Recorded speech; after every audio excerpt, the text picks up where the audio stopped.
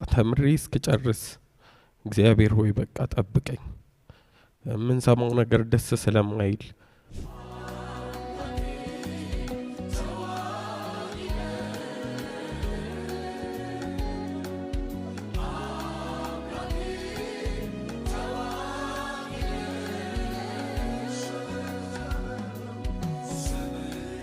ሁሉ ሰው የሚተያይበት አጋጣሚ ነበር። ይሄን ለምን መዝሙር አናደርገው?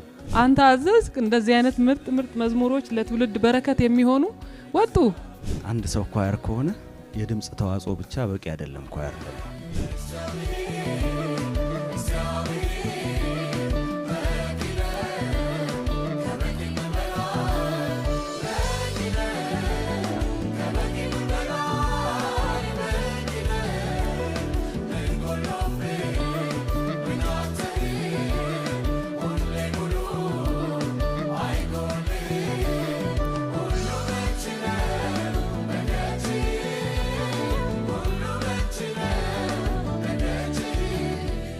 ወደ አይምሮ እስክትመጣ ድረስ ይሄ መዝሙር ነበር ሙሉን የምትዘምረው።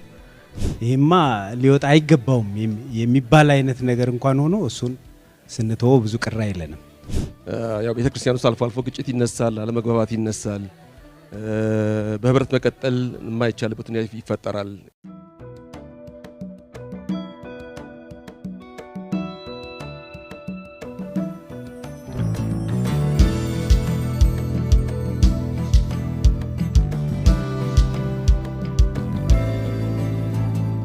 ሰላም የተወደዳችሁ ቅዱሳን በተለያየ ስፍራ ሆናችሁ ይሄንን የቶኪንግ ሶንግስ ፕሮግራማችንን የምትከታተሉ ሁሉ ሰላም ለእናንተ ይሁን።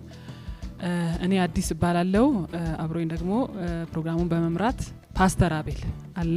እንግዲህ ዛሬ ደግሞ ይዘንላችሁ የምንቀርበው እጅግ በጣም የተወደዱትን በእኛ ብቻ ሳይሆን እንደ ኢትዮጵያ ቤተክርስቲያን በጣም የተወደዱትን የሐረር አማኑኤል ህብረት መዘምራንን ይሆናል። እኔ በጣም ኤክሳይትድ ነኝ። ጥሪያችንን አክብራችሁ በመካከላችን ስለተገኛችሁ እጅግ አድርገን እናመሰግናለን።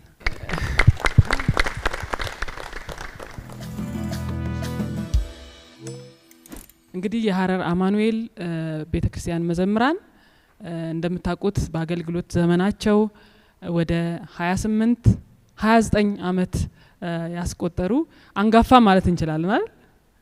አንጋፋ የተወደዱ መዘምራን ናቸው። በዚህ አገልግሎት ዘመናቸው እንግዲህ 5 ቁጥሮችን በርካታ የሆኑ ድንቅ የሆኑ ለኢትዮጵያ ቤተክርስቲያን እንዲሁም ለህዝቡ ለትውልዱ መዝሙሮችን ያበረከቱ ናቸው። አንዳንድ መዝሙሮቻቸው እውነቱን ለመናገር የህዝብ መዝሙር መባል ይችላሉ እና በየቤተክርስቲያኑ የሚዘመሩ መዝሙሮች ናቸውና በእነሱ መዝሙሮች ብዙ ሰዎች ተፈውሰዋል፣ ብዙ ሰዎች ወደ ጌታ መጥተዋል፣ ብዙ ሰዎች ተጽናንተዋል። እንግዲህ ያው እኛ ምናቀው ነው ምናወራው፣ ማናቀው እንግዲህ ብዙ ለህዝብ በረከት የሆኑ መዝሙሮች ናቸው። እንግዲህ ዛሬ ከነሱ ጋር ደግሞ በጣም ለመምረጥ ቢከብደንም ከዚህ ሁሉ መዝሙር ውስጥ 2 መርጠናል፣ እንደው በግድ ማለት ነው። እንደ ዘጸአትም እንደዚህ ቤተክርስቲያን ብዙ መድረኮቻችን ላይ የሚዘመሩ 2 ውድ የሆኑ መዝሙሮችን መርጠናል ማለት ነው። የመጀመሪያው መዝሙር የሚሆነው እንግዲህ ኢየሱስ ታላቅ አምላክ ነህ የሚል ነው ማለት ነው። ይሄ መዝሙር በግል መናገር ብችል የኔ ፌቨራይት መዝሙር ነው፣ ማልጠግበው ሁሉ ጊዜ ማለት ነውና አብሬያችሁ ማውራት በመቻሌ በጣም ደስ ይለኛል። ታሪኩን ለመስማት ጓጉቻለሁ የዚህን መዝሙር ማለት ነውና ወደ መጀመሪያው ጥያቄ ሲሄድ በዚሁ እንግዲህ ያው ማይኩን ለእናንተ ስጠት ራሳችሁን አስተዋውቃችሁ የምትናገሩ ይሆናል። ይሄንን መዝሙር እንዴት ተቀበላችሁት? መዝሙርስ ስትቀበሉ እንዴት ነው የምትቀበሉት? እንደ ኳየር እስቲ እንግዲህ ታሪካችሁ በመጽሐፍ መጻፍ ያለበት ይመስለኛል። እንግዲህ 29 30 አመት ያገልግሎት ታሪክ መጻፍ አለበት፣ ባዮግራፊ ሊሰራ ይገባልና እናንተ እስከምትጽፉ ድረስ ትንሽ እንደው ለኦዲየንሳችን ከታሪካችሁም ጨምራችሁ በዛው ዳሰስ ብታደርጉልን ደስ ይለኛል። እና መዝሙር ስትቀበሉ እንዴት ነው የሚለውን ደግሞ ስፔሲፊክሊ ደግሞ ይሄን መዝሙር በተመለከተ ብትነግሩን ደስ ይለናል ማለት ነው። እግዚአብሔር ይባርካችሁ። በጣም ነው የምንወዳችሁ፣ በጣም ነው የምናከብራችሁ። እግዚአብሔር የተባረከ አምላክ ነው። እኛም በመካከላችሁ ደግሞ እንግዶች ሆነን በመገኘታችን ያለንን ልባዊ ምስጋና ማቅረብ እወዳለሁ። እኔ ተሾመ ሰይፉ እባላለሁ። ወንድም ብላችሁ መጥራት ትችላላችሁ። የኳየሩ ሊደር ነኝ።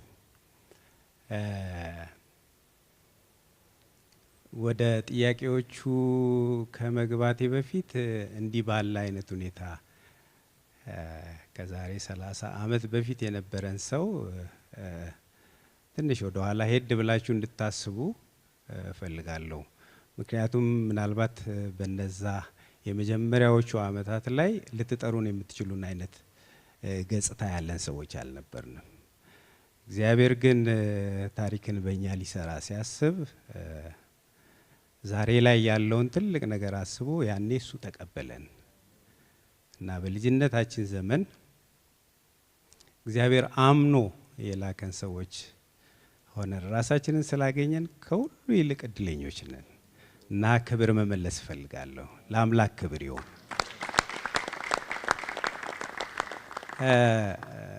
ሁለት ቀለል ያሉ ጥያቄዎች ተጠይቀናል። ወደ መጨረሻው ብነሳ በልዩ ልዩ አይነት መልኩ መዝሙሮችን እንቀበላለን እና ልዩ ልዩ ከሆኑት መካከሎች ውስጥ አንዱ መደበኛ በሆኑ የእሁድ ፕሮግራሞች የቃል ጊዜዎች ላይ በሚመጡ መልእክቶች መዝሙር እንሰራለን እና በጣም ልባችን ሲነካ እስቲ ይሄንን ቃል ተመልከተው ተባብለን እርስ በርስ እንተያያለን እና ከሰማነው የእግዚአብሔር ቃል ላይ መዝሙሮችን እንሰራለን። አንደኛው መንገድ ይሄ ነው። ሌላው ደግሞ የጸሎት ጊዜዎች አሉን፣ የአዳር ፕሮግራሞች። ስቲል እግዚአብሔርን የማመሰግንበት ዋናው ነገር በሳምንት አንድ ጊዜ የአዳር ጸሎት ፕሮግራም አለን ያልተቋረጠ። በዚህ ሁሉ ዘመን መካከል እግዚአብሔር በእነዚህ ምሽቶች የሚሰጠን ነገሮች ተነግረው የሚያልቁ አይደሉም እና አንዳንዴ የጸሎት ርዕሶቻችን መዝሙር ሆነው ይገኛሉ እና በጣም አድምተን ስንጸልይ እየተመላለሰ ልባችን ውስጥ ሲገባ ብዙ ጊዜ ውስጤ ሲነካ ቆምና ሁላችሁም የጸለያችሁበትን ርዕስ መዝሙር አድርጋችሁ ጽፋችሁ እንድትመጡ ብዬ ትእዛዝ ብቻ ማስተላለፍ ነው።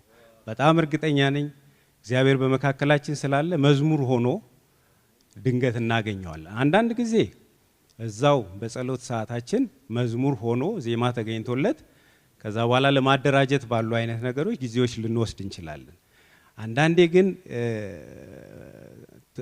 ትኩረት የሚሰጠው በጣም ፓወርፉል ሆኖ ወደ ሰዎች እንዲደርስ ስንፈልግ በሚቀጥለው ሳምንት ይሄ የጸሎት ርዕስ መዝሙር መሆን አለበት ብለን እንደዛ አይነት ነገሮች እንሰራለን እና ሁለተኛው መንገዳችን ይሄ ነው። ሌላም መንገድ አለን።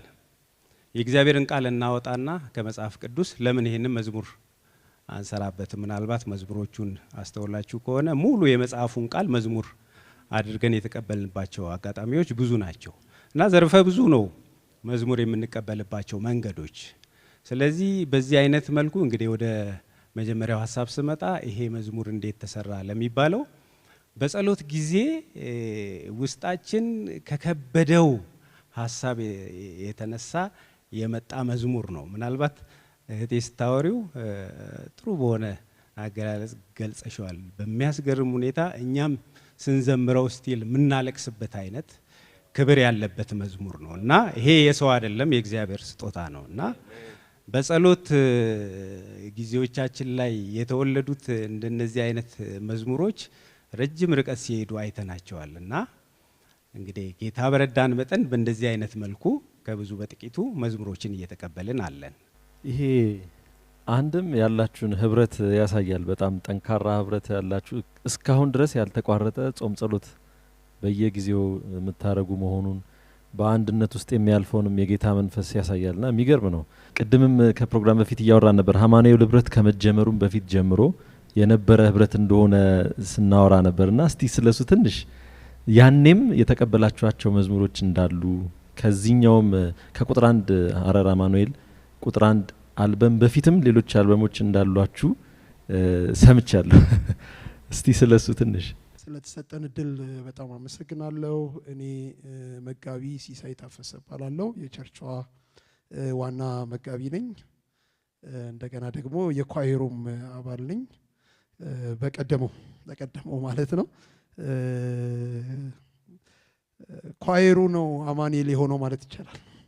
አብዛኛው አገልጋይ ከኳየር ውስጥ የወጣና ያለፈ ነው እና በቀድሞው ቤት ያለን ክርስቶስን ማንም አልነገረንም። በመዝሙር ነው ኢየሱስን የተዋወቅ ነው። እየዘመርን እውነት በራልን፣ እየዘመርን ክርስቶስን አወቅን፣ እየዘመርን ዳንን። ራሳችንን ድነን ያገኘ ነው። ስፔሲፊክ ቀን የለውም፣ ግን እርግጠኛ የምንሆነው እየዘመርን ነው ሄዳን ነው። በዝማሬ ውስጥ ነው መዳን ለነፍሳችን የሆነው። እዛኛው ቤት ያለን እንግዲህ በኪቦርድ ግቢ ውስጥ ወርሺፕ እናደርግ ነበረ።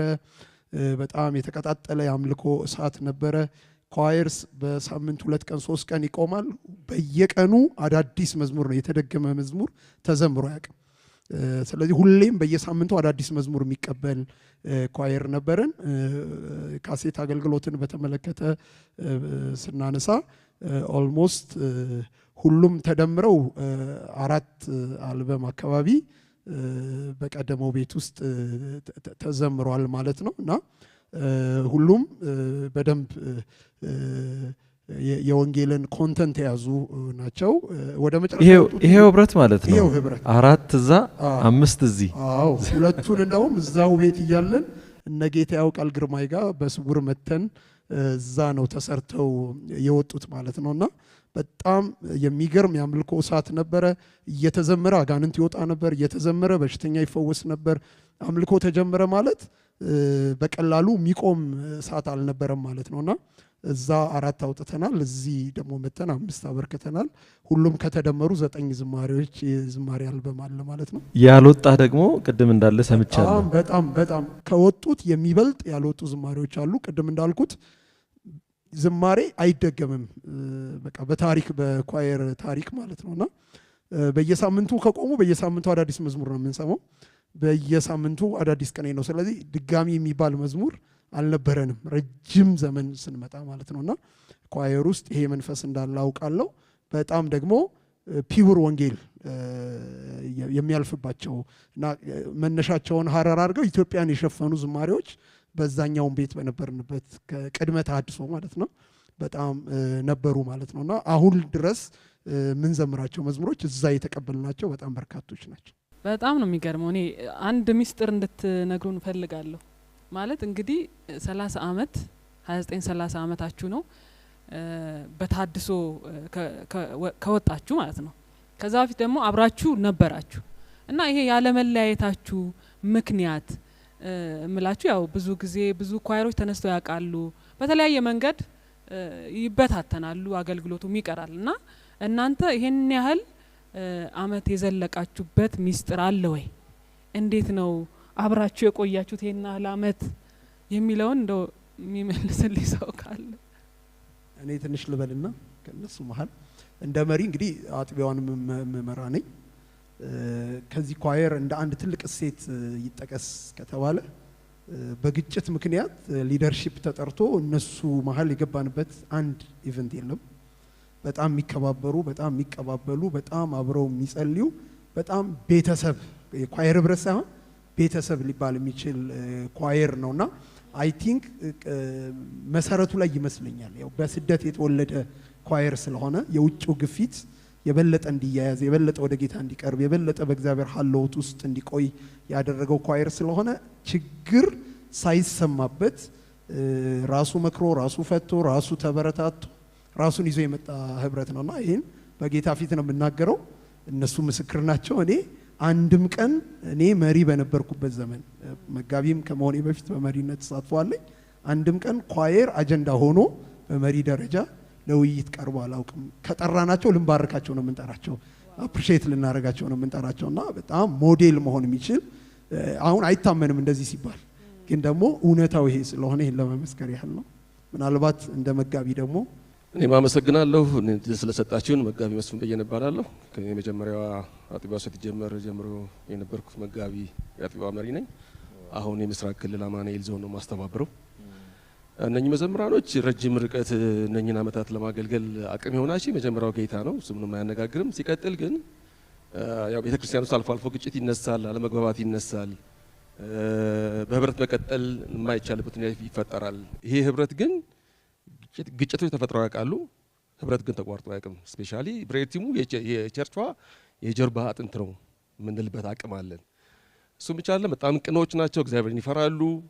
ግጭት ተፈጥሮ የሆነ ወሬ እንኳን ሲነሳ፣ መሪዎችን የሚመለከት ጉዳይ ሲነሳ ከመሪዎች ጎን የሚቆሙ ራሳቸውን ጥፋተኛ አድርገው ራሳቸው እኛ እንደሚገባ ሰሚት አላደረግን ብለው ራሳቸውን ይወቅስ እንደሆነ እንጂ የግጭቱ መንስኤም አባልም ሆነው የሚሳተፉበት ጊዜ በጣም ሩቅ ነው። አናቅም እንደዛ አይነት ነገር። በጣም ይጸልያሉ፣ በጣም ህብረት ያደርጋሉ፣ ቤተሰብ ናቸው፣ እርስ በርስ ይተያያሉ፣ ይደጋገፋሉ እና ሶሻል ላይፋቸውም ጭምር ጥሩ ነው። እርስ በርስ የመተያየት እንደ ቤተሰብ የመደጋገፍ ነገራቸው በጣም ጠንካራ ስለሆነ ጠላት እዛ ህብረት ውስጥ ገብቶ ረጅም ርቀት እንዳይሄዱ ስታክ ማድረግ የሚችልበት አቅም አልነበረውም፣ ጉልበት አልነበረውም። ስለዚህ የመጀመሪያው ጌታ ነው፣ ከዛ ጠንካራ ህብረት መኖሩ ነው ብዬ አስባለሁ። ትንሽ መጨመር ከተቻለ አንዳንድ ጊዜ ያው ሰው ሲሞት ብዙ የሆኑ ቁልምጫዎች፣ ምስጋናዎች ይሰጣሉና ብዙዎቹ ሲታዩ ያው ከእውነት የራቁ ይሆናሉ። እነዚህ በጣም የተወደዱ የከበሩ ኳይሮች በፊት ያሉና ሳወራ ከሁሉ በላይ እግዚአብሔርን ፊተኛ አድርጌ ሳንዋሽ፣ ምክንያቱም ለሌሎች ማስተማር ከቻለ የተናገርነው ንግግር ብቻ አሁን እነዚህ ልጆች በጣም ጥሩዎች ናቸው ስላልን ጥሩነትን ማስተላለፍ አንችልም። በውስጣችን ያሉ ክፋቶች ሊሆኑ ይችላሉ፣ ስንፍናዎች ሊሆኑ ይችላሉ። በዚህ በጥሩነት ንግግር ውስጥ ሊያልፍ ይችላል። ስለዚህ ስናወራ እውነት እንናገራለን። እነዚህ ልጆች በጣም ቁጣ የሚፈሩ አሁን እኔ አይደለው እየመራዋቸው ያለሁት። እኔ ከተናገርኩ ዓለም ቀለጠች ማለት ሁሉ አንገት ይደፋል። ልናገራቸው አልችልም። በጣም ግን አልፎ አልፎ የሆኑ ነገሮች ሲፈጠሩ ከተናገርኩ አለቀ። የእግዚአብሔር ቃል ነው። በዚህ ይገርመኛል። ራሴን እንደተመረቀ ቆጥራለሁ ከነሱ የተነሳ። ስለዚህ እግዚአብሔር ምናልባት ይሄ ነገር አስተማሪ ከሆነ ለሌሎች በጣም ታዛዦች ናቸው፣ በጣም ቅኖች ናቸው። ልጅነታቸውን በእግዚአብሔር ቤት ውስጥ የኖሩ ሰዎች ናቸው። ሌላ ፍላጎት ሳያሳዩ ምናልባት የኑሮ ሁኔታ ወደ ከተማዎች ለመሄድ የተሻሉ ነገሮችን ከመምረጥ አንጻር ብዙ አይነት ምርጫዎች ፊት ለፊታቸው ይመጣሉ። ሁሉን ነገር እምቢ ብለው እግዚአብሔር የሰጠን ራዕይ አለ፣ እሱን አይኖቻችን ሊያዩ ይገባል ብለው በጣም በዚህ መንፈስ እየታዘዙ የሚኖሩ እውነት ዛሬ ደግሞ ይሄን ለመናገር በብዙ ሕዝብ ፊት እኔ በመብቃቴ ራሴን አሁንም እንደተመረቀ ቆጥራለሁ። በጣም እግዚአብሔርን የሚፈሩ እውነተኛ ሰዎች ናቸው እና ያም ይመስለኛል ብዙ ነገሮችን ቀለል ያደረገልን እና የሚታዘዝ ካለ እግዚአብሔር ብዙ ክብር ይገልጣል እና እነዚህን ሰዎች አለመባረክ እውነት አንዳንድ ጊዜ ህይወታቸውን ይዘምራሉ፣ ምናልባትም በጉድለታቸው ያገለግላሉ። እቺ እንዳታልፍ ስለፈለኩ ነው ደገም እያለኩ ላወራ የፈለኩት እና በጣም ከጉድለታቸው የሚያገለግሉ ትዳራቸውን የሰጡ እና እግዚአብሔርን ማገልገል እድል ነው ብለው የተነሱ እድሌን አላበላሽም ብለው ያሉ ሰዎች ናቸውና በዚህ አጋጣሚ በመሪዎቼ ፊት በእናንተም ፊት እየተከታተለን ባለ ህዝብ ሁሉ ፊት በእግዚአብሔር ስም መርቃቸዋለሁ። እግዚአብሔር ይባርካችሁ ለማለት ነው።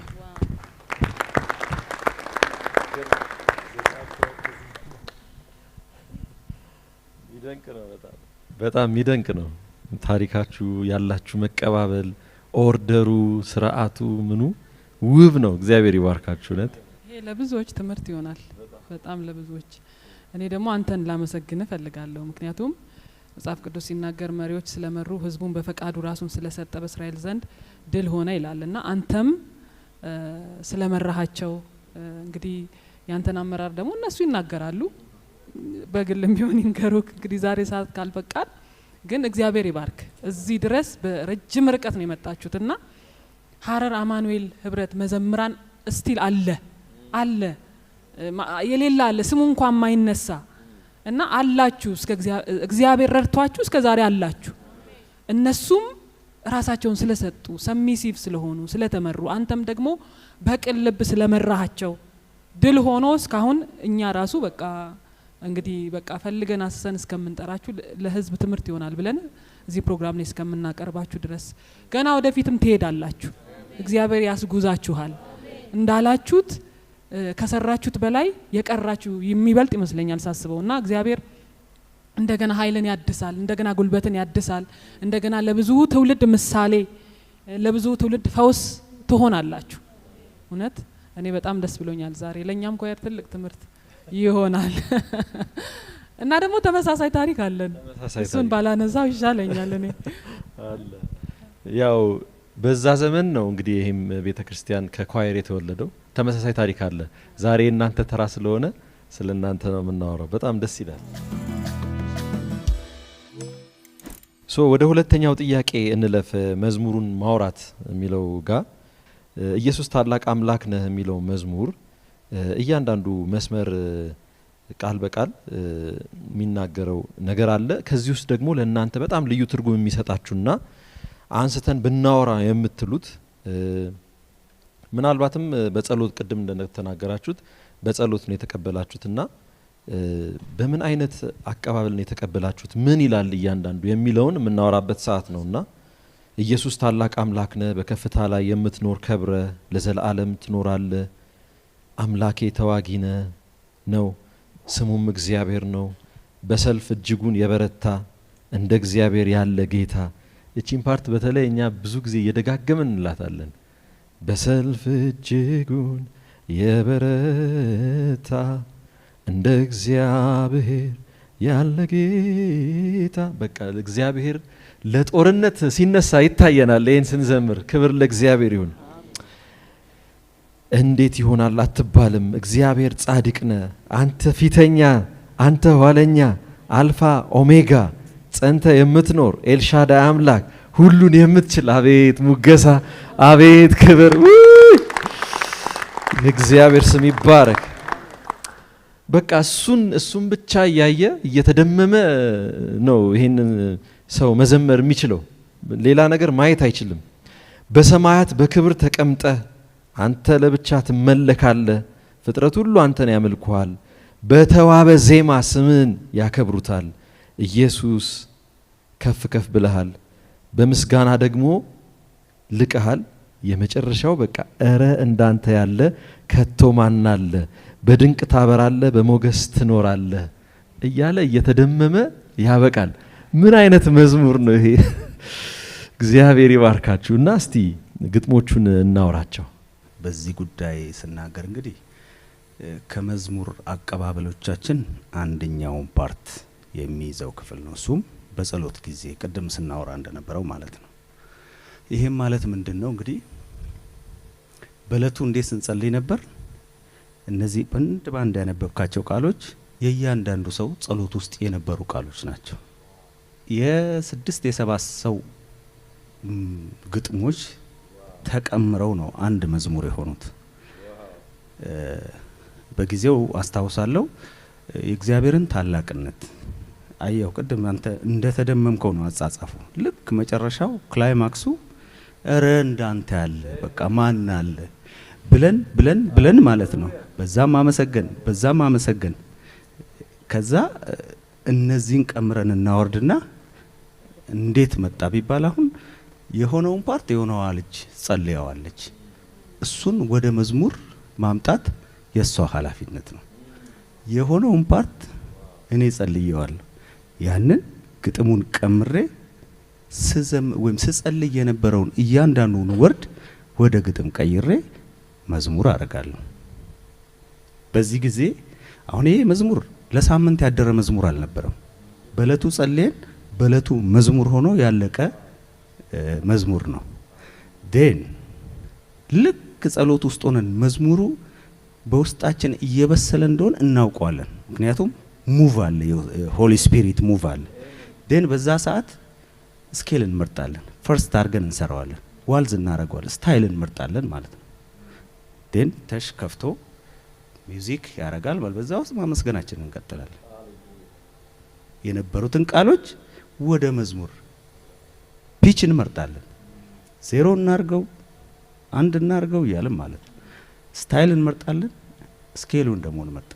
ይሄውን ፈርስት በሚባለው ውስጥ ልክ እንደዚህ እያንዳንዱ የጸለየውን ጽፎ በዛ ቅጽበት መዝሙር ያደርገዋል ማለት ነው። ይሄ ነው ተዋረዱ። በዚህ ልክና አሁን ከዛ በኋላ ደግሞ እኛ ስቴፕ እንሰጠዋለን። እንዲህ እያማረ እንዲወርድ የገሊት እዚህ ጋር ይሁን፣ የገሌ እዚች ጋር ይሁን እናወርድና ተዋረድ እንዲሆን 20 ዓመት አልሆነንም ይሄን መዝሙር ስንሰራ በእድሜ ማለት ነው።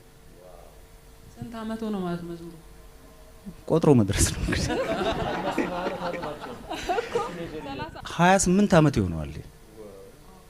91 ገደማ ነው የመዝሙር የተሰራው። እናንተ ቲኔጀር እያላችሁ ማለት ነው? ካሴቱ ይወጣውናል መዝሙሩ ስለተሰራበት ነው አይደል? አሁን የምናወራው ካሴት ላይ ከአመትም ከሁለትም አመት በኋላ ወጥቶ ሊሆን ይችላል። ግን ሲሰራ 90 ወይም 91 ላይ ነው ይሄን ከሁለት አንዱ የተሰራበት ማለት ነው። ሶ ዝሮ አይሆንም ማለት ነው። ያዝ በተርታ እሷ። ስለዚህ እኛ አስተሳሰቡን ይዘን አወራረዱን ይዘን አንዱ እዚህ ጋር ቢሆን ይሻላል፣ ይሄ እዚህ ጋር ይሆን እናደርግና ተዋረድ ሆኖ አደንድ እንደዚህ ያማረ መዝሙር ይሆንና ይቀመጣል ማለት ነው። ስለዚህ በጸሎት ውስጥ እግዚአብሔርን እየታየ እግዚአብሔር በቃ የራሱን እየገለጠ ለእያንዳንዱ ሰው በበራለት መጠን እያንዳንዱ ሰው ኮንትሪቢዩት ያደርጋል። ያ ተጨምቆ መዝሙር ይሆናል። እኛ ሁሌ እንደምናስተምረው አባታችን ጆዬም እንደሚያስተምረን የአምልኮ መሰረቱ መገለጥ ነው። አብርሃምም ለተገለጠለት ለእግዚአብሔር መሰዊያን ሰራ ይላል። ልክ ሲገለጥለት መሰዊያን ሰራ። ልክ እግዚአብሔር አንዱን ማንነቱን ሲገልጥልን እናመልከዋለን። እና እዚህ ውስጥ ወደ ብዙ አይነት የእግዚአብሔር ማንነቶች ተገልጠዋል። ተዋጊነቱ፣ ታላቅነቱ፣ በሰማያት በክብር መቀመጡ፣ ከፍ ከፍ ያለ መሆኑ እና እነዚህ ሁሉ መገለጦች ናቸው በቅኔና በግጥም የቀረቡት። እግዚአብሔር አብስቶ ይባርካችሁ ይህንን ሆስት ስላረጋችሁ። ስሜ ባህሩ አበበ እባላለሁ። በዚህ ሁሉ ዘመን ውስጥ እስቲል ነው የሚደንቀኝ የእግዚአብሔር መንፈስ አሰራር ነው። ምክንያቱም ይሄን እንደዚህ የህብረት ዝማሬዎችን በምንቀበል ሰዓት አንድ ክፍል ውስጥ ሙዚቃ ተከፍቶ እንደገና ደግሞ ሁሉም የየራሱን እየሰራ ነው። ሁሉም ውስጡ ያለውን ነገር በዝምታ ውስጥ ሳይሆን እየጮኸ ነው። ግን መረባበሽ የለም። የሚገርመኝ የእግዚአብሔር መንፈስ አሰራር። ምክንያቱም አሁን በሌላ ዓለም ላይ እንደዚህ ላድርግ ብትል አችል አትረብሽኝ፣ አታስጠፋኝ የሚባል ነገር ሊፈጠር ይችላል። እኛ ግን ያው በጌታ ፊት ነው የምነግርህ። ሁላችንም እየጮኸን ነው ዜማውን የምንሰራው፣ ግጥሙን የምንገጥመው። ሙዚቃ ተከፍቷል። በዛ ሁሉ ውስጥ ግን ማንም ሰው አይረብሽም። እና ይሄ የእግዚአብሔር አሰራር ይደንቃል። በጣም ክብር ለእግዚአብሔር ይሁን። የጥበብ ሁሉ አምላክ እግዚአብሔር የተባረከ ይሁን። እህቶች የምትጨምሩት ነገር ካለ እስኪ። ክብር ለእግዚአብሔር ይሁን። ነጻነት እባላለሁ። ይህን መዝሙር በተመለከተ ማለት ነው የዜማ እድሳትም አላረግንለትም። አንዳንዴ ግጥሙም ዜማውም በሌሎቹ ዝማሬዎቻችን ላይ ምናልባት የዜማና የግጥም አንዳንድ ልናስተካክል እንችል ይሆናል። ቅድም ይሉት እንደነበር ዜማም አላስተካከልንም፣ ግጥምም አላስተካከልንም። እንደወረደ መንፈስ ቅዱስ እንዳቀበለን ነውና ይሄንን ልጨምር ብዬ ነው። ሙሉ ለሙሉ ነው የተጻፈው፣ ሙሉ ለሙሉ ዜማውም ግጥሙም እና በዚህ እግዚአብሔርን እጅግ አድርገን እናመሰግናለን። ምክንያቱም የጸጋ ሁሉ አምላክ እግዚአብሔር ነው። ለሕዝቡ የሚጠቅመውን ነገር በእኛ ስላሳለፈ ክብር ለእግዚአብሔር ይሁን እላለሁ። የመጨረሻው ጥያቄ የሚሆነው ይሄን መዝሙር በተመለከተ ከሰዎችም ሊሆን ይችላል፣ ከእናንተ መካከልም ሊሆን ይችላል፣ ምስክርነት ከዚህ መዝሙር ጋር የተያዘ ካላችሁ ይጠቅማል ብላችሁ የምታስቡትን ለኦዲየንሳችን እንድትናገሩ እድሉን ሰጣችኋለሁ። እሺ ዘማሪ ደረጀ ድንቁ እባላለሁ። የዚህ ኳየር ወርሺፕ ሊድ በማድረግ ያው እነኚህን ሁሉ አመታት ከሰንበት ትምህርት ቤት ጀምሮ ያው ጌታን ካገኘንበት ጊዜ ጀምሮ ራሳችንን ያገኘነው ያው ስንዘምር ነው። ወዲያውኑ እንደገባን ነው ዘማሪ ሆን ነው። የሚገርመው ያ ነው እና ለምሳሌ ድምጽ ተጠንቶ በእንዲህ አይነት ሁኔታ ተስተካክሎ ሳይሆን ራሱ እግዚአብሔር ለክብሩ የሚያዘጋጀው ነው እናስባለንና ራሳችንን ባይብል ውስጥ ነው ያገኘነው። ራሳችንን ስንዘምር ነው ያገኘነው። ዘማሪ ሆነን ያገኘነው። እኔም ስመራ ነው ያገኘሁት እና ይሄ የእግዚአብሔር ስራ ነው። የመንፈስ ቅዱስ ሁሉም እንደተናገሩት ፍሎ እንደተጠበቀ ተዋረዱ እንደተጠበቀ ሆኖ ይሄንን ሁሉ ግን ረን የሚያረጋው ሊድ የሚያረጋው እየመራ ያለው መንፈስ ቅዱስ እንደሆነ ያስታውቃል፣ ያሳብቃል። ልክም ነው። እግዚአብሔር ትልቅ ነው። ወደ ምስክርነቱ ስመጣ አንድ ሰው የማንረሳው የተናገረው ነገር በእናንተ መዝሙር እግዚአብሔር ድንቅ ሰርቷልና ይሄ የመርሳት አይምሮ የመርሳት ነገር ገጥሞት ነበር። በቃ ይሄ እናትን መርሳት አለ አይደል? እንደዚህ አይነት እኮ በሽታ አለ። አንተ ማን ነህ? አሁን እንግዲህ የወለድከው ልጅ የወለድኳት ልጅ አለች አንቺ ማን ነሽ ማለት ከባድ አይደል? እና እንደዚህ አይነት መርሳት የገጠመው ሰው መዝሙሩን እያዳመጠ እግዚአብሔር አይምሮውን ሜሞሪውን በቦታው መለሰለት። ይሄ ትልቅ ምስክርነት ነው። ይሄን ለመናገር ነው። እንግዲህ ጊዜው ገፋ አይደለም እና ብዙ ነገሮች እኛም 40 ስንዘል እንግዲህ እየረሳን ሊሆን ይችላልና ብዙ በደብዳቤ የዛ ጊዜ በደብዳቤ በፖስታ የሚመጡ ምስክርነቶች ነበሩ። እስከ ቅርብ ጊዜ እጄ ላይ አይቻቸዋለሁ። ግማሾቹ ተሽዬ ጋር ነበሩ። ለቁጥር ይታክታል። በደብዳቤ በአካል አንዴ የሆነ ቦታ ጫካ ያለው አንድ ቸርች ሄደን እየጸለይን አማኑኤል ባፕቲስት ይባላል ሀረር ወደ ተራራ ስር ነው። እዛ ድረስ ምን እንዳመጣው እና ሰው የማይደርስበት ቦታ ሄደን መጸለይ ፈልገን ነው እና ለዚህ ምስክርነት የመጣ ሰው ደሬ ቅድም ሲያስታውሰኝ ነበር። አንዱም እንዲሁ ለሞት የደረሰ ሰው ራሱን ሊያጠፋ ማለት ነው። እንደዚህ አይነት ሰው መጥቶ ከነገመዱ ነው እንዴት ነበረ ብቻ እዛ ያለንበት ቦታ ድረስ መጥቶ ሲመሰክርልን ይሄ ትዝ ይለኛል። ሌላ ደግሞ ምንድነው እንዲሁ ይሞታል ተብሎ በበሽታ ይመስለኛል ማቆ የነበረ ሰው እንደገና ህያው የሚሆን የኛ መዝሙር ሰምቶ እነዚህ እንግዲህ ይሄንኑ አመት መዝሙሩ በወጣበት አመት ላይ ስንመጣ ወደ 25 አመት ምናምን ማለት ነው። አክቹአሊ ትንሽ የዶክመንቴሽን ችግር አለብን እዛ ላይ ብዙ ናቸው እንዳልኩ በደብዳቤ አለ፣ በአካል የሚመጣ አለ። ደግሞ በየአገሩ የሆነ ጊዜ ላይ እንንቀሳቀስ ነበር። ጂማ፣ አዋሳ ምናምን ስንሄድ እየመጡ በአካል የሚነግሩን ነበሩ። ከብዙዎቹ በጥቂቶቹ እንግዲህ እነዚህ ነው ያልከተናገርኩ። እሺ ክብር ለእግዚአብሔር ይሁን። እኔ በዚህ መዝሙር ቸርች ውስጥ የጸሎት ህብረት ነበርና ያቁታል በላይቲ እርቃኗን ይሁንች ያበደች ግቢ ውስጥ ለአንድ ወር ፋስት ይዞ ፓስተር ያውቃል፣ ሁለቱም ያውቃሉና እርቃኗን ነች። እኔ ያለው እዛ ግቢ ውስጥ እና ይሄን መዝሙር ነበር የምትዘምረው በእንባ ማለት ነው።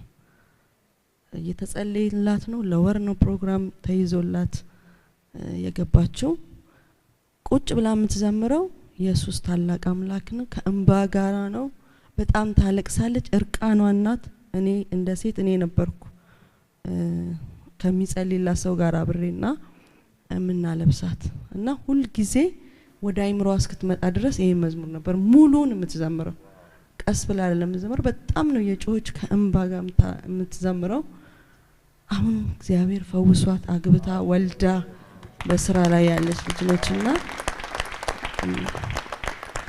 ይሄንን ባይኔ ስላየው ባልናገር በደል ይሆንብኛል ብዬ ነው። ፊል የሚደረግ የእግዚአብሔር መንፈስ በዚህ ቦታ አለ። በጣም ብቻው የሚሰማኝ የሆነ ስሜት አለ። ኤክስፕሌን ላደርገውም አልችለው። በጣምም ደስ ብሎኛል። ለምድራችንም በረከቶች ናችሁ እናንተ እንደዚህ ቀርበን ሰምተን ባናቅም አሁን እኔ ቅድም እየገረመኝ ነበረ 91 92 ማለት እኔ 3 አመት 4 አመት ህጻን ነኝ እና በዛ ጊዜ የነበረ መዝሙር እስካሁን ድረስ ኃይሉ ሳይቀንስ እኛ በዘመርነው ቁጥር በቃ የሚገለጠው የእግዚአብሔር ክብር በጣም የሚደንቅ ነው እና እግዚአብሔር አብዝቶ ይባርካችሁ። ሁለት ነገሮችን ልናገር። የመጀመሪያው ማስታውሰው ወደ 7ኛ 8ኛ ክፍል እያለሁኝ እነዚህ መዝሙሮች ሰማቸው ነበረ። በሲዲ ተከፍተው በጣም ደጋግሜ ሰማቸው ነበረና እዚህ ጋር መጥቀስ የማልችለው ሰው ግን የቅርብ የሆነ ሰው መዝሙሮቹን ገዳም ውስጥ ይሰማቸው እንደነበር ገዳም ውስጥ ከሚሰማቸው ሰዎች ይህን ነገር አውቀዋለሁ እዚህ ቦታ ሲሰማ ብሎ መስክሮልኝ ያውቃል። እና አይወዝ አሜዝድ በቃ ለኳየር ብዙ ጊዜ ነግሬያቸው አውቃለሁ። ይህንን መስክሬላቸው አውቃለሁ። ዛሬ አይደለም የነገርኳቸው።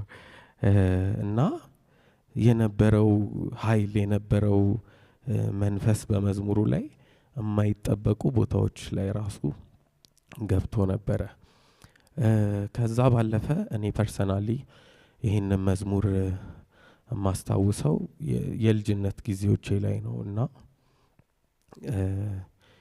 ኢዚ አልነበረም ያደግኩበት አስተዳደግ። ድሬዳዋ ነው ያደግኩትኝ። በቅርበት ሰማለሁ ስለ እናንተ በጣም ብዙ ክርስቲያን ፋሚሊ ውስጥ እንደማደጌ።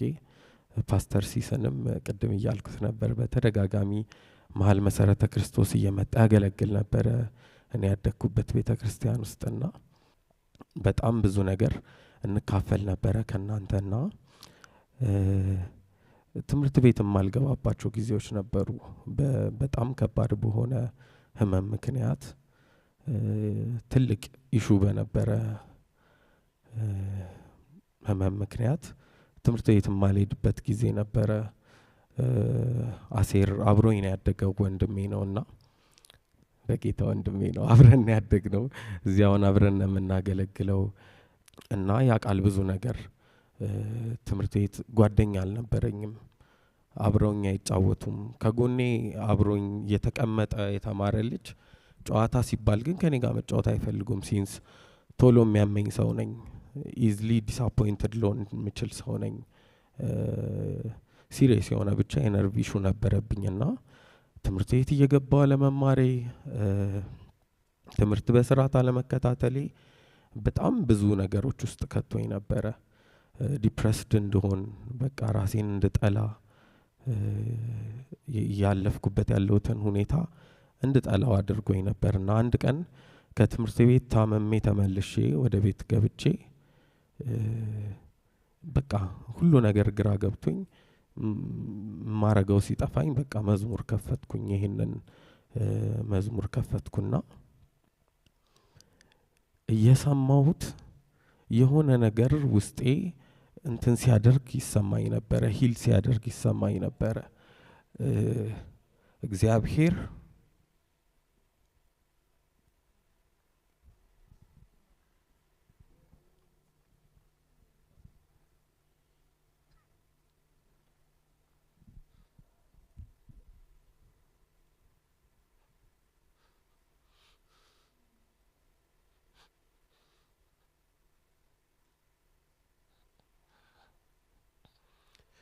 እና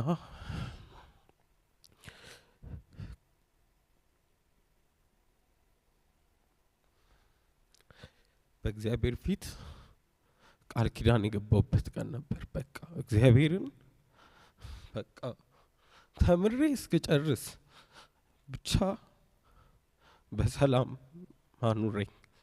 በቃ ትምህርቴ ላይ መደራደር አልፈልግም ነበር። የደረጃ ተማሪ ነበርኩ። በጣም ጎበዝ ተማሪ ነበርኩ። ቤተሰቦችን በጣም የሚታወቁ ሰዎች ናቸው። ወደዛ አካባቢ የትምህርት ሚኒስቴር ኃላፊ ነበር አባቴ እና በቃ ጸሎቱ ሁላ ትዝ አለኝ። በቃ ተምሬ እስክጨርስ እግዚአብሔር ሆይ በቃ ጠብቀኝ። የምንሰማው ነገር ደስ ስለማይል ከሆስፒታል የሚነገረን የሚባለው እና በዚህ መዝሙር ከእግዚአብሔር ጋር ቃል ኪዳን ፈጽሜ ነበር። ቅርብ ጊዜ ከእናቴ ጋር አውርቻለሁና አሁን አግብቼ አባት ልሆን ነው። 1 ወር ነው የቀረኝ እና እሷ ጋር ስናወራ በሆነ አጋጣሚ ታምሜ ባይዘዌ እግዚአብሔር ከዚህ በኋላ ላለው እግዚአብሔርን አልጠይቀውም አልኳት። በቃ እግዚአብሔርን በእግዚአብሔር ፊት እየለመንኩት እግዚአብሔር ቃሉን ኪዳኑን ጠብቆልኛል። ተምሬ ጨርሻለሁ በማዕረግ ይሄን ብቻ ማስተርሴን ጨርሻለሁ። አሁን ዶክትሬቴን ልማር ነው። እንትን ላይ ነኝ ያለሁት፣ ፕሮሰስ ላይ ነኝ ያለሁትና እንደዛ እየተባባልን እግዚአብሔርን እያመሰገንን ነበርና እግዚአብሔር እኩያ ሆኖ የሚዋጋው ኑሮት አይደለም። ከሱ እኩል ሆኖ እግዚአብሔርን ተካክሎ የሚዋጋው ኑሮ አይደለም። እግዚአብሔር ስለኛ ነው የሚዋጋው። እግዚአብሔርን ትልቅነት፣ ኃያልነቱን፣ አምላክነቱን እሱን የሚያክለው ነገር እንደሌለ ከየትኛውም ሁኔታ እሱ እንደሚበልጥ ከየትኛውም ነገር እሱ እንደሚበልጥ ያስረሳል። ራሱ ካለንበት የሆነ ኢንቫይሮንመንት የሚያወጣ አይነት መዝሙር ነው። ጌታ አብዝቶ ይባርካችሁ። ይህንን እንደ ምድራችን ስላበረከታችሁ እግዚአብሔር እናንተን ስለተጠቀመ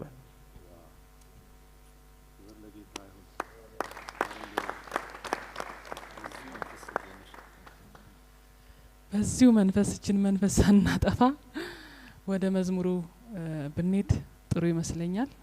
እግዚአብሔር ይባረክ።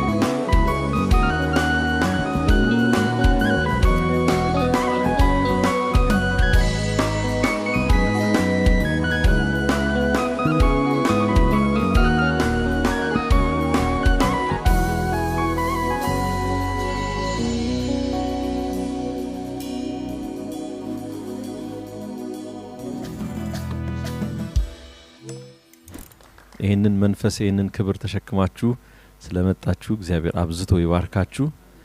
አሁን ወደ ሁለተኛው መዝሙር እናልፋለን። እንግዲህ ከ5 አልበም ውስጥ መዝሙር መምረጥ በጣም ከባድ ነው። በጣም ሁሉም የተወደዱ ናቸው። ግን እንደምንም ብለን አንድ ሌላ ተጨማሪ መርጠናል። ከሁለተኛው አልበማችሁ ላይ መጠሪያ የሆነውን እግዚአብሔር በቂ ነው የሚለውን መዝሙር ነው በሁለተኛነት እንድናወራው የመረጥ ነው። ይሄኛውን ደግሞ መዝሙር ስትቀበሉ የነበረውን ሁኔታ ስታስታውሱ ምን አይነት ሁኔታ ነበረ? መቼ ነበረ? የነበረው ታሪክ ምን ይመስላል? ምን አይነት ወቅት ውስጥ ነበራችሁ? እንዴት ነው የተቀበላችሁት የሚለውን ታሪክ ትነግሩንና ወደ ሁለተኛው ጥያቄ እናልፋለን። አሁንም በድጋሚ እግዚአብሔር የተባረከ አምላክ ነው። ለአምላክ ክብር ይሁን። ስለ ቀኖችና ስላሉት ሁኔታዎች ሰፋ ያለ ነገር ታፒ የሚነግረን ይሆንና ግን መዝሙሮች ስንቀበል ከነበሩ ልምዶች መካከል ከጠቀስነው ውስጥ የእግዚአብሔርን ቃል የሚያገለግል አንድ ወንድም በመካከላችን መጣ። በዛ ሁኔታ ላይ ያው እኛ የዘመርነውን ይሄንን ሀሳብ እሱ በስብከት አቀረበው። ከዛ በኋላ ወዲያውኑ መዝሙር ሆኖ ተሰራ። አንድ ገዢ ሀሳብ የሚመጣ ከሆነ በሀሳቡ ከተግባባን አክቹአሊ ሁሉ ሰው የሚተያይበት አጋጣሚ ነበር። ይሄን ለምን መዝሙር አናደርገውም? ይሄን ለምን እንደዚህ አናደርገው? ሰባኪው እየሰበከ እናንተ ሰባኪ እየሰበከ እቺን ስብከት ወደ መዝሙር በጣም ገዢ ሆኖ ሲመጣና ጉባኤውን ሲቆጣጠር ይሄ ነገር መዝሙር መሆን ይችላል። በነገራችን ላይ እግዚአብሔር ካለ መዝሙር የማይሆን ምንም ነገር የለም። ከዛ የተነሳ እንግዲህ ቀድመን ከተናገረው ልምምዶች ውስጥ አንዱ በሆነው በዚህ መንገድ ይሄንን መዝሙር ተቀበልን። የጊዜ ሁኔታ ያሉትን ነገሮች ምንም የማይረሳ ወንድማችን ታፒ ያለ እሱ ቢያብራራው ከሱ በፊት አጭር ነገር ለመጨመር ነው። ኢቨንቱን አረሳውም። ዘፍጥረት 15 ነበር እግዚአብሔር ለአብርሃም እኔ ኤልሻዳይ ነኝ የሚለውን ሀሳብ አንደኛው የመጽሐፍ ቅዱስ ትርጉም ኤልሻዳይ የሚለውን ከበቂ በላይ ብሎ ነው የሚተረጉመው በሚል ሀሳብ ነበር የተካፈልነውና እሁድ ቀን እሱ ስብከት ተሰበከ። የሚቀጥለው እሁድ እግዚአብሔር በቂ ነው ተዘመረ እና በጣም ማይረሳ ኢቨንት ነበርና እሱን ለመጠቆም ያህል ነው። ታፒ እግዚአብሔር ስሙ የተባረከ ይሁን። ልብ በሉ፣ በሊትሬቸር እውቀት የለንም። አሁን ለራሴ ምን እኮ የሚገርምኝ ነው እና በጣም ትንንሾች ነን። አንድ ነገር ነበር፣ እሱም ደግሞ ከኛ ስለሆነ አይደለም። ያው እግዚአብሔር የሆነ ነገር ሊያረግ ሲፈልግ ሁሉ ጊዜ ላለው ኳየር ላይ ያልሆነውን ነገር ነው የሚመርጠው። ትልቅ ነገር ማድረግ ሲፈልግ ትንሽ ነገር ነው መነሻው። ጸጋው ብርታት እንደሆነ እንዲታወቅ በርሱ ብቻ የሚሆን ነገር እንዲታወቅ ማለት ነው። ኢቭን ሊትሬቸሩ ጽሁፉ እስካሁን ስትሮንግ ነው።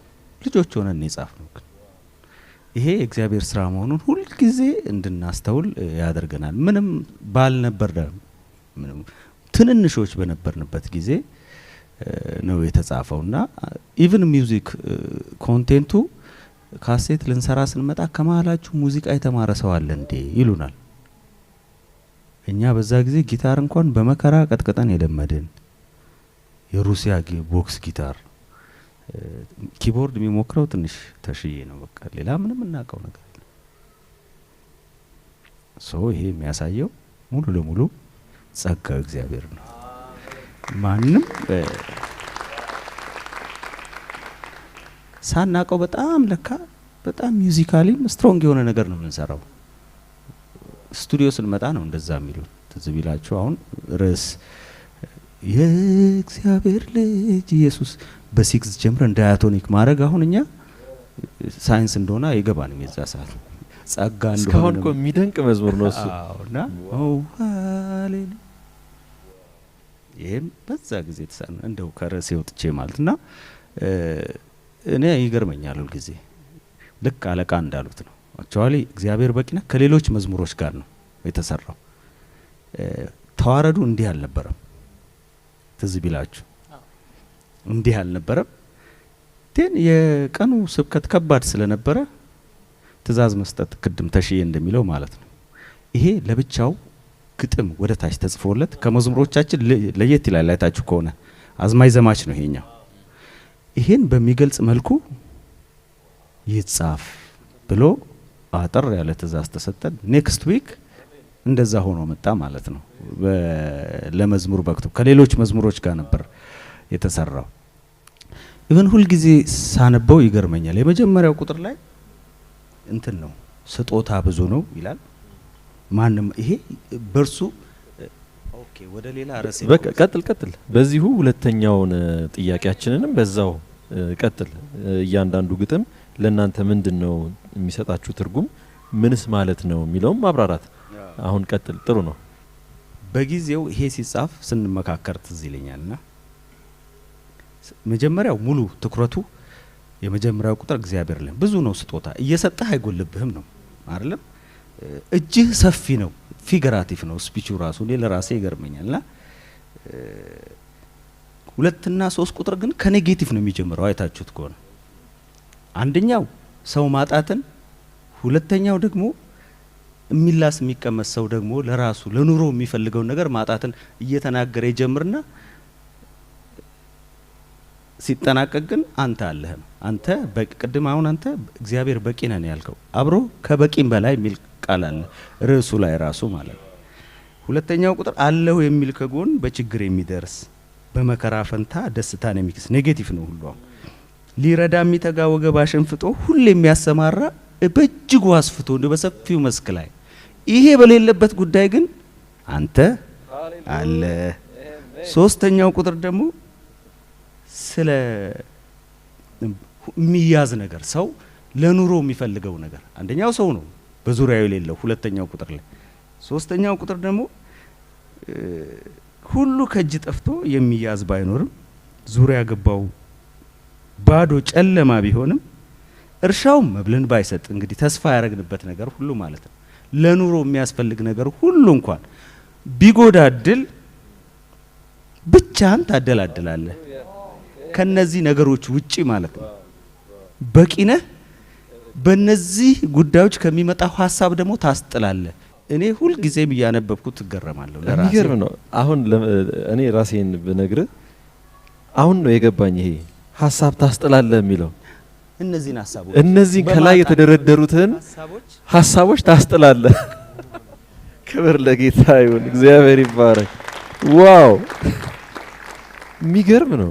ዋው አየ ማውራታችን ለዚህ ነው የሚጠቅመን። ከላይ ያሉትን ሁሉ ከእጅ ጠፍቶ የሚያዝ ባይኖር ዙሪያው ገባው ባዶ ጨለማ ቢሆን እርሻ መብል ባይሰጥ ከብቶች ባይኖሩ ወይንና በለስ ፍሬ ባያፈሩ አንተ ግን ብቻህን ታደላድላለህ። በቂ ነህ ጌታዬ ከሐሳብ ከነዚህ ሐሳብ ሁሉ ታስጥላለህ። የሚደንቅ ነው። እንዳልከው ሊትሬቸር የተማረ በመካከላችሁ ያለ በሚመስል መልኩ ነው አገላለጹ ራሱ በጣም ድንቅ ነው። በጣም የሚገርም ነው። መቼም ብዙ ትምህርት እኛም ወስደናል፣ እንግዲህ ኦዲየንሳችንም ይወስዳል ብዬ አስባለሁ። በጣም የደነቀኝ ደግሞ መሪያችሁ ይሄንን ሀሳብ ይሄንን ስብከትም ሆነ የጸሎት ርዕስም ሊሆን ይችላል የጸለያችሁበትን መዝሙር አርጋችሁ አምጡት ማለት በጣም እኔ ወድጄዋለሁ። እኔ ከዚህ በኋላ ያፌት እንደዛ እንድትል ነው ፈልገው። ጊፍት እኮ አለ በመካከላችን አንዳንድ ጊዜ ሳናቀው ይቀበራል። በቃ ማለት ሚያነሳሳ ሰው በቃ ስሯት አየ አንተ አዘዝክ እንደዚህ አይነት ምርጥ መዝሙሮች ለትውልድ በረከት የሚሆኑ ወጡ እና አባካችሁ አሁንም ቀጥሉ። እንደው ሐሳብ የላችሁም? 6ኛ ቁጥር ይቀጥላል። አዎ ፕሊዝ። ምክንያቱም እነዚህ መዝሙሮች ከጀነሬሽን ብዙ ጀነሬሽን አልፈው የመጡ ናቸው። ባይዘው ቅድም አሁን ያፉ የ3 አመት ልጅ ሆኖ የሰማው መዝሙር እስከ ዛሬ ግን ይሄ መዝሙር ይነካዋል። በቃ ጀነሬሽን ዘለል ነው ማለት ነው። እና እግዚአብሔር የተባረከ ይሁን ማለት የሆነ ጀነሬሽን ላይ የማይቀር አልፎ በቃ በእያንዳንዱ ትውልድ የሚዳስሰው ፓወር ያለው መዝሙር ነውና እግዚአብሔር በእናንተ ላይ ስላስቀመጠው ጸጋ የተባረከ ይሁን። በጣም ደግሞ የመዝሙር አቅም አሁን የዛሬ ስንት አመት ነው የተሰበከው ስብከቱ? 27 አመት በፊት ስብከቱ ምናልባት ተሰብኮ አልፏል። መዝሙር ስለሆነ ግን ይሄው ዛሬም እንዘምረዋለን። ይሄው ሰባኪው እየሰበከ ነው። በመዝሙር ውስጥ የመዝሙር አቅም የመዝሙር ኃይል ይሄን ያህል ነው እና መዝሙሮቻችን አስተምህሮች ናቸው። መዝሙሮቻችን ስብከቶች ናቸው፣ ይተላለፋሉ። ብዙ ስብከቶች ይሰበካሉ፣ ሊረሱ ይችላሉ። መዝሙር በሜሎዲ ሆኖ ግን ተቀነባብሮ ሲመጣ ግን አይረሳም፣ ይሰበካል። ያኔ የሰበከው ፓስተር ዛሬም እግዚአብሔር የገለጠለት መገለጥ ሕያው ነው። በዛ ውስጥ ዛሬም እኛ ተገለገልን። እግዚአብሔር በቂ ነው፣ ከበቂ በላይ ነው አለን እና የመዝሙር አቅም ይሄን ያህል ነው። እግዚአብሔር ይባረክ መዝሙር ሜሎዲ ስለሰጠን። ሌላ አንድ ተጨማሪ ነገር ልንገር። አንድ አብዮት አስነስተን ነበር በጊዜው። ምንድነው ያ አብዮት? አሁን ለኳይሮች የሚጠቅም ከሆነ ስትል እህታችን ሰምቼ ነው። የሆነ ሰዓት ላይ 90 ወይም 91 ላይ አንድ ሰው ኳየር ከሆነ የድምጽ ተዋጽኦ ብቻ በቂ አይደለም ኳየር ለመሆን ብለን ሁሉ ሰው መግጠም፣ ማዜም፣ መስራት አለበት የሚል አብዮት አመጣን። ምክንያቱም በጊዜው የተወሰኑ ሰዎች ላይ ነበር።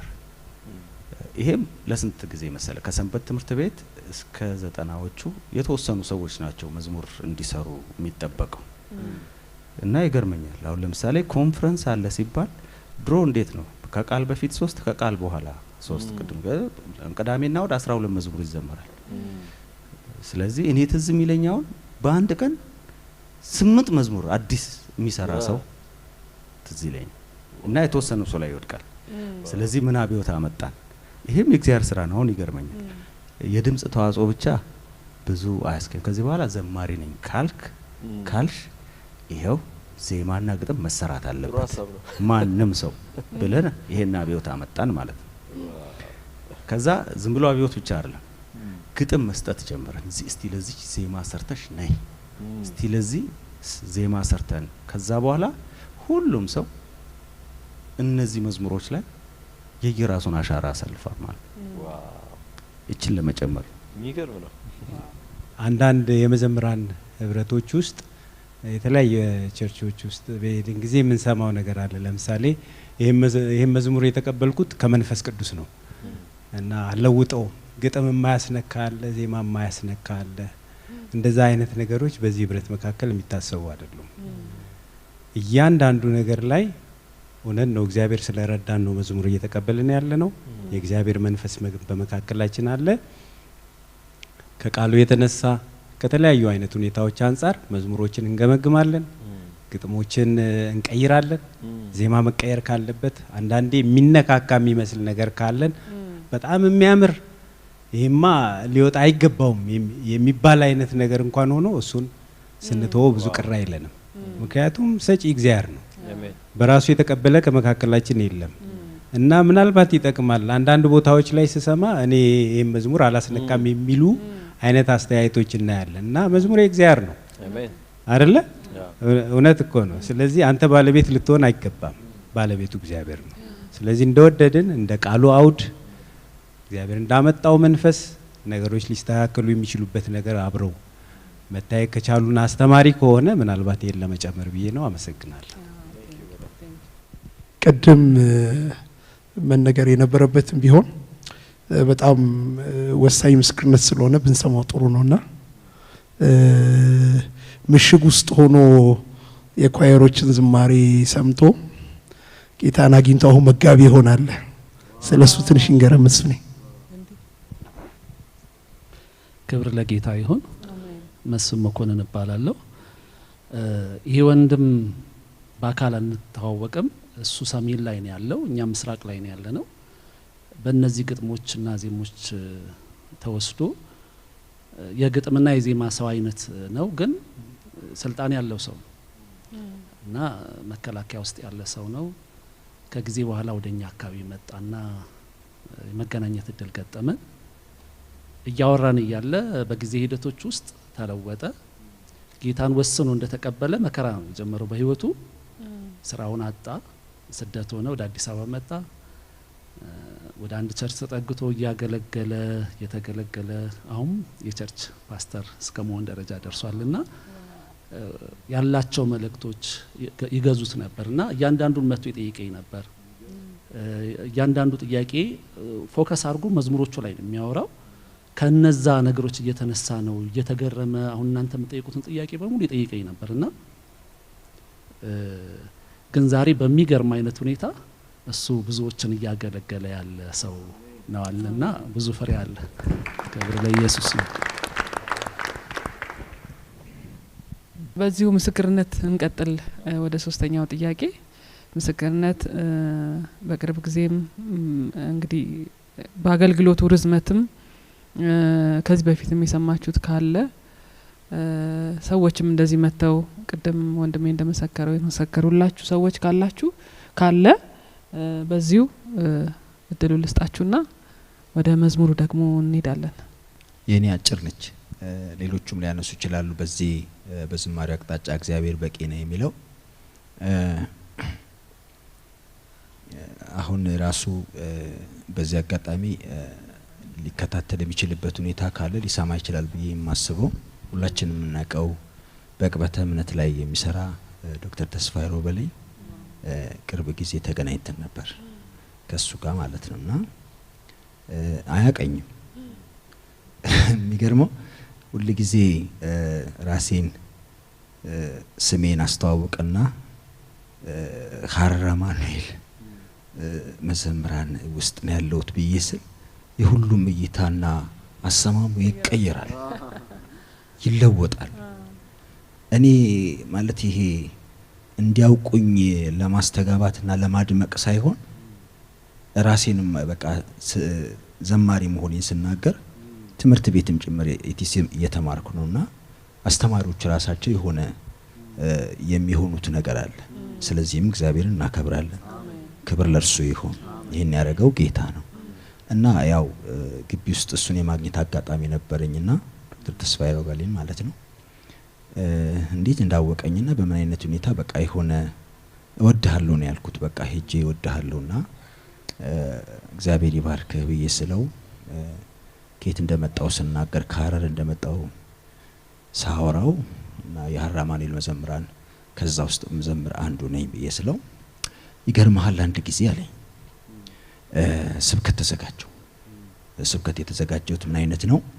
በቃ እግዚአብሔር በቂ ነው የሚል ስብከት ተዘጋጀው እና ጉባኤ ላይ በቃ ያው ሁሉን ነገር አደራጅቼ አዘጋጅቼ በቃ ወጥ ውጬ ሚክስ አድርጌ ሁሉን ነገር ለመስበክ በተዘጋጀውበት ሁኔታ ሰበኩ ይበል ሰበኩና አንዱ ግን እንዲህ አለኝ በቃ እግዚአብሔር በቂ ነው ብቻ ነው ለምን ትላለህ? ከበቂ በላይ እና አይምሮ የተቀየረበት አሁን ከዛ እናንተን ዝማሬ በማዳመጥበት ጊዜ ሁሉ ያ ጊዜ ትዝ ይለኛል። እግዚአብሔር በቂ ብቻ ሳይሆን ከበቂ በላይ ነው። እንዘምረው።